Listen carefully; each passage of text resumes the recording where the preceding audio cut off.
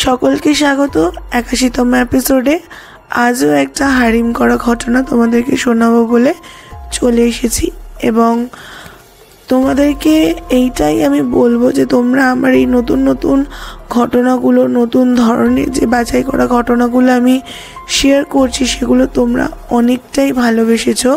তাই জন্য চিন্তা করেই রেখেছি এবার যে সমস্ত ঘটনাগুলো তোমাদেরকে শোনাবো সেগুলো একটু বাছাই করা ঘটনা শোনাবো, কারণ দিনে দিনে আমরা 1K মাইলস্টোনের কাছে এগিয়ে আসছি। আর মাত্র মনে হয় 40টা মতন বাকি হয়ে গেলেই কিন্তু আমাদের প্রেত কাহিনীর শর্টসে তোমরা অনেক রকম ভিডিও পেয়ে যাবে, আর সেটারই প্রিপারেশন আমাদের অলমোস্ট রেডি হয়ে রয়েছে। তবে দেরি করছি না, চলে যাচ্ছি সরাসরি ঘটনাতে। এবং আজকের ঘটনাটাও কিন্তু একটি হারিম করা ঘটনা হতে চলেছে। আজকে যে ঘটনাটি আমি তোমাদেরকে শোনাবো এটি একটি ব্রহ্মদৈত্যকে কেন্দ্র করে ঘটনা, এবং যিনি আমাকে পাঠিয়েছেন ঘটনাটা উনি খুব একটা গুছিয়ে লিখতে পারেননি, তাই জন্য আমাকে রিকোয়েস্ট করেছে যে আমি যেন ঘটনাটা তার মতন করে গুছিয়ে তোমাদেরকে বলি, তাই সেটাই করব। আর দেরি করছি না, সরাসরি চলে যাচ্ছি ঘটনাতে। আশা করছি তোমাদের ঘটনা পছন্দ হবে। এবং এবারেও আমি বলে রাখতে চাইছি, যারা যারা আমাকে ঘটনা পাঠাতে চাইছো ডেসক্রিপশন থেকে আমাদের হোয়াটসঅ্যাপ নাম্বারটা নিয়ে নিতে পারো, এবং সেখানে তোমরা হোয়াটসঅ্যাপে অডিও বা টেক্সট করে ঘটনা আমাদেরকে লিখে পাঠাতে পারো, তোমরা যেটাতে কমফোর্টেবল। এবং অনেকেই আছো যারা পেজের মধ্যে ঘটনা লিখে আমাকে ফটো পাঠাও, সেই ঘটনাগুলো যেন একটু প্রপারভাবে পাঠিও, যাতে আমাদের বুঝতে বা পড়তে সুবিধে হয়।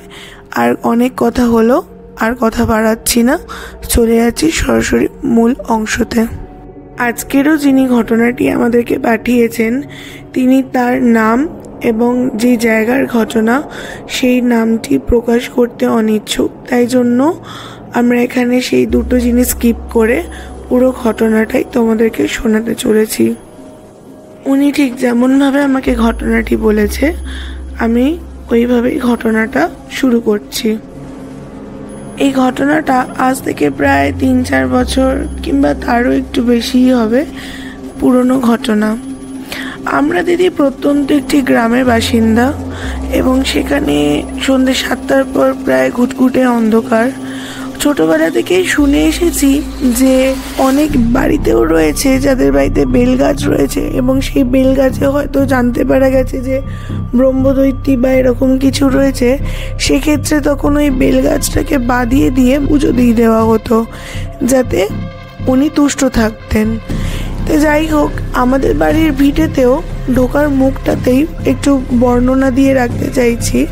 আমাদের বাড়ি থেকে রাস্তা থেকে একটু গলি দিয়ে ঢুকতে হয় ভিতরে, কিন্তু ঢুকেই সামনে উঠোনের মধ্যেই একটি তুলসী মঞ্চ, এবং তার কিছুটা দূরেই একটি বেলগাছ এবং আরও অনেক ছোট ছোট গাছপালা ছিল। এবং বেলগাছটা এতটাই বড় ছিল যে পুরো আমাদের বাড়ির রোদটা গাঢ় করে দিত, যাতে আমাদের কষ্ট না হয়। এবং আমরা অনেক ছোট যখন ছিলাম মা ঠাকুমাদের মুখে শুনেছি যে ভর দুপুরবেলায় যেন আমরা বেলগাছের তলায় না যাই বা না বসি, ঠাকুর আসেন। তখন তো ছোট ছিলাম, অত বুঝতাম না যে ব্রহ্মদৈত্যীকে ভয় পাবো বলে মা ঠাকুমারা ঠাকুর বলতেন। তা যাই হোক, আমি এবং আমার ওয়াইফ আর আমার একটি ছোট বাচ্চা আছে, আমরা একটি ঘরে থাকতাম। আর আরেকটি পাশে একটি ঘর ছিল, সেখানে আমার বাবা আর আমার মা থাকতেন। তা যাই হোক, অনেক দিন ধরেই বাবা বলছিল যেন বেলগাছটা কেটে দেবো, বেলগাছটা কেটে দেবো। পাড়া প্রতিবেশী সবাই এসে বেলগাছের তলায় বসে, বেল পড়লেই দুবদাব রাত্রিবেলায় আওয়াজ হয়, ভয়তে পায়, এবং পাতা আশেপাশে ছিটিয়ে রাখে। এবং বাবার যেহেতু দিনে দিনে বয়স বাড়ছিল, বাবা এত পরিষ্কার টরিষ্কার করতে পারছিল না, সেই কারণের জন্যই বাবা বলছিলেন যে বেলগাছটা কেটে দেবো। তা আমি এবং আমাদের পাড়ার অনেকেই যারা পুরনো জেঠু কাকুরা ছিলেন তারা বাবাকে সে বহুবার বলে গেছিল যে দাদা আপনি এই বেলগাছটা কাটবেন না, আপনাদেরই তো বাড়িতে শুনেছেন এরকম অনেক কিছুই রয়েছে ওই বেলগাছের মধ্যে, কিন্তু আপনি কাটবেন না। তো বাবা বলেছিল হ্যাঁ কাটবো না, এরকম লোকের সামনে বলতো, কিন্তু ঘরের মধ্যে বাবা কেমন যেন সবার সঙ্গে গজগজ করতো এই বেল গাছটাকে কাটা নিয়ে। শুধু বেল গাছটা না, আশেপাশে আরও অনেক ছোট ছোট গাছপালা ছিল, সেগুলোকেও কেটে দেওয়ার জন্য বাবা বলতেন। তা যাই হোক, হঠাৎ করেই আমার বউয়ের বাপের বাড়ি থেকে একটি নিমন্ত্রণপত্র আসে এবং আমি, আমার বউ এবং আমার ছোট বাচ্চাটা, আমরা তিনজনেই রওনা দিয়ে ফেলি আমাদের শ্বশুরবাড়ির উদ্দেশ্যে বিয়েবাড়ির নেমন্তন্ন রক্ষা করার জন্য। 4-5 দিন পর যখন আমরা ফিরে গ্রামে আসি, তখন ঘরেতে ঢুকতে গিয়ে দেখছি বেল গাছটা নেই। বেশ অবাক হয়ে যাই এবং বাবাকে ঢুকেই জিজ্ঞাসা করতে যাই যে বেল গাছটা কই। বাবা যেহেতু বাড়িতে ছিলেন না, তার জন্য মাকে জিজ্ঞাসা করি যে মা বেল গাছটা কই গো, কেটে দিয়েছো এত বারণ করার পরেও? তখন মা বলল তোর বাবাকে বহুবার বারণ করেছি, পাড়ার লোকরাও এসে বলে গেছে তোর বাবা কারোর কথাই গ্রাহ্য না করে বেল গাছটা কেটে দিয়েছে। এমনকি ছোটবেলাতে মা কাকিমাদের মুখে এও শোনা যে এও স্ত্রীরা যেন দুপুরবেলায় ওইখান দিকে নিচে বেলগাছের তলা দিয়ে যাতায়াত না করে, কারণ বেলগাছে যেহেতু ব্রহ্মদৈত্য থাকে এবং ব্রহ্মদৈত্য হচ্ছে অতি খুবই পবিত্র একটা জিনিস। কারণ শুনেছি এটাও যে ব্রাহ্মণের ছেলেরা অবিবাহিত অবস্থায় যখন মারা যায় তখনই তারা ব্রহ্মদৈত্য হয়ে যায় এবং তারা বেলগাছের মধ্যে থাকে, তাদের শক্তি নাকি ভীষণ হয়। তা যাই হোক, সেই ভয়তেই মায়ের কাছে ছুটে গিয়ে সবটা বলি। তা মা বলে জেনে শুনে যদি তোর বাবা এরম করে, আমি আর কি বলবো, কোনো কথা শোনেনি। তোর বাবা গেছে বাজারে, আসুক তারপর বাবার সাথে কথা বলবি। তার খানিকক্ষণ বাদেই বাবা বাড়িতে আসেন এবং আসা মাত্রই আমি একটু রেগে গিয়ে বাবাকে বলি যে বেলগাছটা কই গেল বাবা? তখন বাবাও একটু রেগে আমাকে বলে হ্যাঁ তোরা ছিলি না বলেই আমি বেলগাছটা কেটে দিয়েছি, তোরা থাকলে তোরা আমাকে কাটতে দিতিস না, তাই জন্যই আমি বেলগাছটা কেটে দিয়েছি। এবং ঘটনার সূত্রপাতটা সেদিন রাত থেকেই শুরু হয়। তখন রাত প্রায় 1:30-2 বাজে। মা এসে দরজা ধাক্কাচ্ছে খুব জোরেই, বাবু দরজাটা খোল। তা আমার বউ আমাকে ঠেলে ডাকে যে কি এত রাত্রিরে মা ডাকতে এসছে। এবং আমাদের গ্রামে এরকম অনেকই ছোট ছোট চোর ডাকাত ভূতের উৎপাতের জন্য একবার ডাকাতে আমরা কেউ দরজা খুলতাম না, প্রায় 2-3 বার ডাকলে 4 বার ডাকলে তারপর খুলতাম। তখন আমি আমার বউকে বলি দাঁড়াও আরও 2 বার ডাকুক তারপর দরজা খুলবো, কারণ আমার একটু মনে মনে ভয় লাগছিল, কারণ ওই যে বাবা গাছটা কেটে দিয়েছিল সেই কারণে আর কি। তা ঠিক আছে, আরও 2-3 বার ডাকার পর যখন মা চিৎকার করে ডাকে তখন গিয়ে আমি উঠে বলি ও কি হলো এত রাত্রিরে দরজা ধাক্কাচ্ছ যে? তখন মা বলে দেখ না তোর বাবা কেমন একটা করছে বিছানার ওপর উঠে, বুঝতে পারছি না, একবার ডাক্তারের কাছে নিয়ে যাবি? তখন বললাম যে 1:30-2 আর গ্রামে ওই সময় কোনো অটো রিক্সা টোটো কিচ্ছু পাওয়া যাবে না, আর শহরে যেতে গেলে তো বাবাকে একটা গাড়িতে করে নিয়ে যেতে হবে। তা আমাদের বাড়ি থেকে প্রায় 2-3টে বাড়ির পরে একটা দাদার টোটো ছিল, সেই রাত্রিরেই আমি ছুটে যাই ওই দাদাটাকে ডাকতে। কিন্তু কপালটা একটু খারাপই ছিল বলতে পারো, টোটোয় সেই রাত্রিবেলায় চার্জও ছিল না যে বাবাকে নিয়ে হাসপাতালে যাব। তা যাই হোক, আরও খোঁজ করার পর একটা টোটোওয়ালার বাড়ির খোঁজ পেয়ে আমি আর ওই দাদাটি যাই এবং তার টোটো নিয়েই আমরা ওই রাত্রিরে বাবাকে নিয়ে হসপিটালে যাই। এবং হসপিটালে যাওয়ার পর ডাক্তার অনেক চিকিৎসা করেছে, অনেক রকম ওষুধ লিখে দিয়েছে বাবাকে খাওয়ানোর পর, কিন্তু যে সমস্ত টেস্টগুলো করতে দিয়েছিল টেস্টে কোনো নেগেটিভ রিপোর্টই ধরা পড়েনি, কোনো রকম বাজে খবর বা কিছু রিপোর্ট কিচ্ছু ছিল না, পুরো ক্লিন রিপোর্ট ছিল। তাহলে বাবার এরকম শরীর খারাপ হচ্ছে কেন? আমরা চলে এসেছি, বাবাকে হসপিটালে ভর্তি করে রেখে দিয়েছিল 1 দিনের জন্য। তা বাড়িতে আসার পর মাকে বলি, মা তো কান্নাকাটি করে যে এমন কি হলো লোকটার, এরকম ব্যাপার। তা যাই হোক, 2 দিন পর বাবাকে যখন হসপিটাল থেকে ছুটি করিয়ে নিয়ে আবার আসি, সেই রাত্রিটা যেমন তেমন কাটলো। দিনে দিনে বাবা দেখছিলাম যে যেমন বাবা চটপট করে খাট থেকে উঠে কাজ করতো, বাবা সেইগুলো যেন আস্তে আস্তে বন্ধ হতে লাগলো। বাবা আর পাচ্ছিল না যে গিয়ে বারান্দাটা পুরো চৌকাঠটা ঝাড় দেওয়া বা এগুলো করা, বাইরে বাগান পরিষ্কার করা, যেগুলো বাবা আর কি করতো সেগুলো কিছুই পারছে না। তখন আমার বউ, আমি যখনই বাড়িতে আসতাম আমার বউ বলতো, বাবাকে আর একটু ভালো জায়গায় ডাক্তার দেখাও, দরকার হলে শহরে নিয়ে যাও, কলকাতাতে যদি হয় তাহলে সেখানে গিয়েও ডাক্তার দেখাও। তা তখন আমি আমার বউকে বলি, আরে কিছুই তো রিপোর্টে পাওয়া যায়নি, তাহলে কি? তো আমার বউ অনেকবার বলে যে না তুমি একবার নিয়ে যাও। অতবার বলার পরেও আবার আমরা যখন ওখান থেকে কলকাতায় নিয়ে যাই ডাক্তার দেখাই, কিন্তু সেখানে গিয়েও ওই যখন কিছু টেস্টের রিপোর্ট করতে দিয়েছিল, কিছু করতে দিয়েছিল, সেগুলোতেও কিচ্ছু বেরোয়নি। তখনও আবার বাড়ি নিয়ে বাবাকে ফিরে আসি যে ওখানেও কিছু বেরোয়নি। তাহলে বাবার হচ্ছেটা কি? দিনে দিনে বাবা যেন কেমন মানে বিছানার সাথেই পুরো একদম মিশে যাচ্ছিল। তখন তো ভয়ই পেয়ে গেছিলাম, বাবা একা একা খেতেও পারতো না, চলতেও পারতো না, সবই করে দিতে হতো। কিন্তু ডাক্তাররা কিছুতেই ধরতে পারছিল না যে এরকম কেন হচ্ছে। তো আমাদের বাড়িতে যে পুরোহিত মশাই ছিল, তখন তিনি একদিন আমাদের বাড়িতে আসে লক্ষ্মী পুজো করবে বলে। বাবাকে দেখে আমাকে বলেছিল, বাবু তোর বাবাকে দেখে না আমার খুব একটা ভালো ঠেকছে না, তোরা বরং বাড়িতে একটা পুজো করা। তা আমার তখন মনে হয়েছিল যে হয়তো বাবার শরীর খারাপের জন্য পুজো পাঠ করতে বলেছে। এই বলে কাকু লক্ষ্মী পুজো করে উনি বাড়ি চলে যায়। সেই দিন রাত্রিবেলায় কাকুকে স্বপ্ন দিয়েছিল যে বাড়িতে কোনো পুজো পাঠ কিচ্ছু হবে না। আমি গাছে ছিলাম, আমাকে ওখান থেকে তাড়িয়ে দিয়েছে, ওকে আমি আর আস্ত রাখবো না। কাকু পরের দিন ভোরবেলা হতে না হতেই, আলো ফুটতে না ফুটতে হন্তদন্ত হয়ে আমাদের বাড়িতে আসে এবং এসেই ঘটনার সবটা বলে।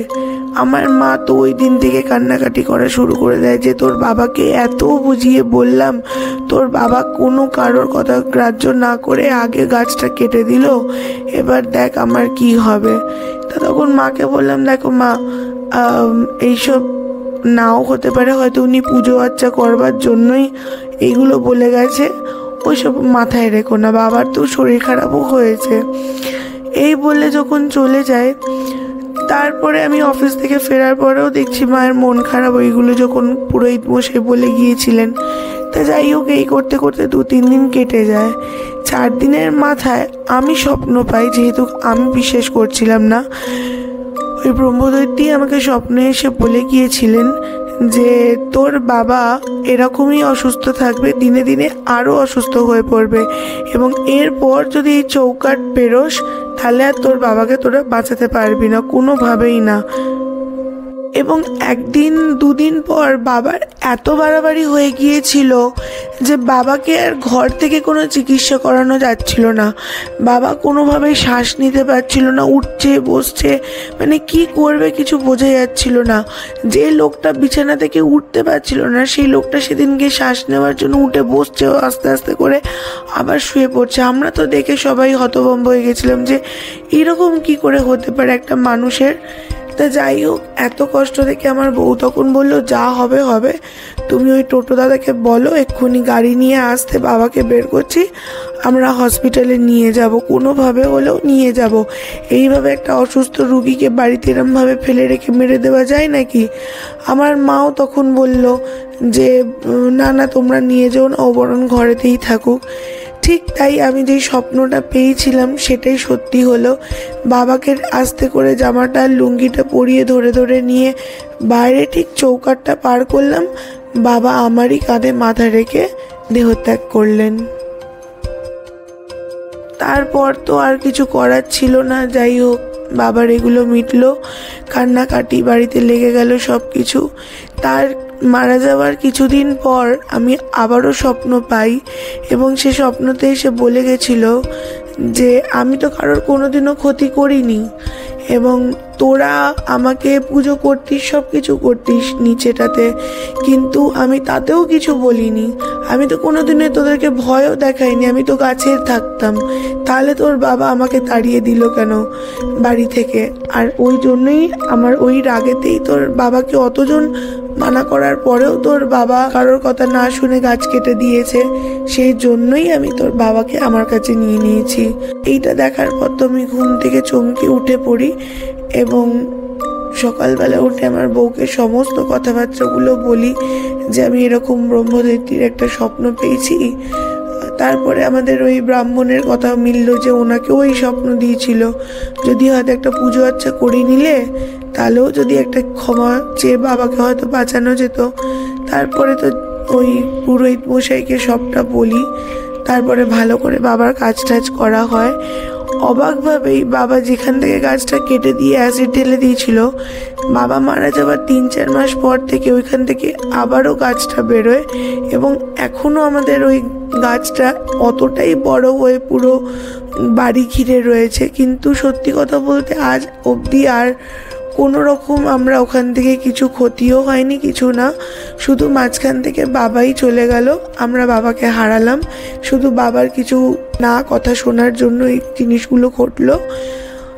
যাই হোক দিদি, এটাই আমার ছোট্ট একটা ঘটনা ছিল, তোমাকে শেয়ার করলাম। আশা করছি তোমার ভালো লাগবে, যদি লাগে একটু তুমি তোমার মতন করে গুছিয়ে ঘটনাটা বলো। ধন্যবাদ। ধন্যবাদ দাদা এত সুন্দর একটি ঘটনা শোনানোর জন্য। এবং এই ঘটনা তার সাথেও খুবই বেদনাদায়ক ঘটনা, তাই চেষ্টা করবেন যে ভালো থাকার। আর কি করবেন, কিছু করার নেই, আমাদের মধ্যে কাকু তো আর নেই। তাই যাই হোক, খুবই খারাপ লাগলো ঘটনাটা যখন আমি শুনেছি এবং আমি চেষ্টা করছি যে যাতে তোমাদের সকলকে একটা সুন্দর ঘটনা তোমাদেরকে শেয়ার করতে পারি। সেই কারণের জন্যই কিছু সিলেক্টিভ ঘটনা আমরা এখন সিলেক্ট করছি। আর তোমাদের জন্য আরও একটা গুড নিউজ রয়েছে, সেটা হচ্ছে আমাদের প্রেতকাহিনী শর্টস আসতে চলেছে। প্রথমেও বললাম, এখনও আরও একবার বলে দিচ্ছি। আর তার কিছুদিন পরেই কিন্তু আমাদের একটা লাইভ ব্রডকাস্ট চ্যানেল স্টার্ট হবে। খুব শিগগিরই আমরা সেগুলো স্টার্ট আপ রেডি করছি। মোটামুটি শর্টসের স্টার্ট আপ রেডি হয়ে গেছে, কিন্তু ব্রডকাস্টের স্টার্ট আপটা আমরা তৈরি করছি। সেটাও বলে দেবো কবে হবে, কিভাবে হবে এবং তার জন্য কি কি করতে হবে, সমস্ত ডিটেল ডেসক্রিপশনে সব পেয়ে যাবে। কিন্তু এটা যতদিন না 1K হয়েছে তোমাদের জন্য সেই জিনিসটা আমি নিয়ে আসতে পারছি না। এটাই ছিল আজকের ঘটনা। আশা করছি আমার সকল শ্রোতা বন্ধুদের খুব খুব খুব ভালো লাগবে। এবং সত্যি কথা বলতে এরকম একটু আলাদা রকম ঘটনাই আমি চাইছি। এবং যাদের কাছে এরকম আলাদা রকম ঘটনা রয়েছে তারা কিন্তু দেরি করো না, চটপট করে আমাকে পাঠিয়ে দিও। আর অনেক অনেক ভালোবাসা সকলকে আমাকে এত সাপোর্ট করার জন্য। আর প্রতিবারের মতন ঘটনা শেষ করার সময় একটাই কথা বলবো, প্রেতকাহিনী কিন্তু কোনো কালো জাদুকে প্রমোট করে না এবং কোনো জাতিকে ভেদাভেদ করে না। এই ঘটনাগুলো তোমরা অ্যাজ ইফ এন্টারটেনমেন্ট হিসেবে নেবে, এটাই ভালো হবে। আজকের মতো ঘটনা এখানেই শেষ করছি। সামনের সপ্তাহে আরও একটি নতুন ঘটনা নিয়ে আমি আসবো। ধন্যবাদ।